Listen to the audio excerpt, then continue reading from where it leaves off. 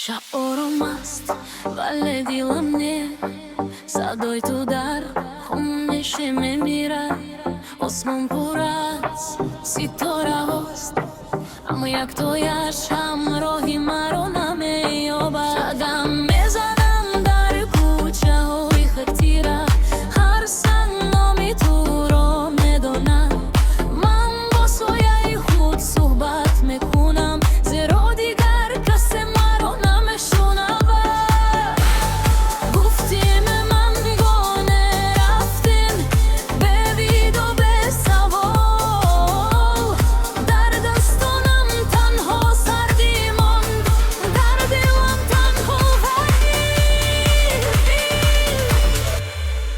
دلی من خاموش شد به تو مثل سروده که آهنگش گم شد. دشت بایم به زمین میافتند ولی هیچ کس آنها رو نمیبینه. اگر برگرد دیر میشود یا هیچ کدوم آوکن تو بست. من تو حال تو را انتظارم ببینه که دیگر زنده نیست.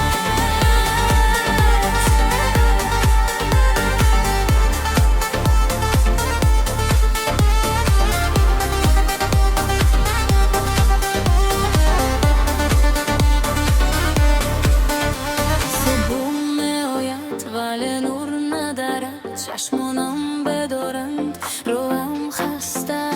آینه به من بگونه مینگرد، کل مرا سالها نشناسد. من خندیدن را فراموش کردم، هر تبسم دروغ است. دنیا دوام دارد به من ور من در گذشته ماندم.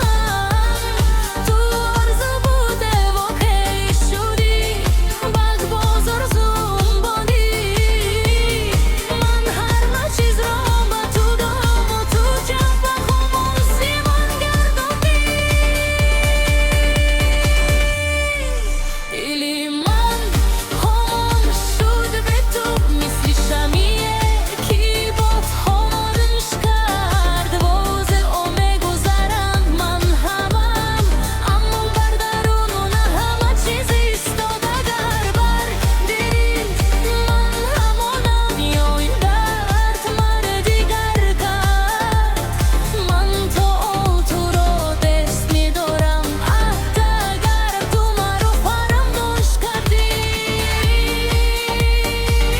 اگر گردد نامم را شنوه و دلکت لحظه لحظه، میدانم از من تو را یاد کردم.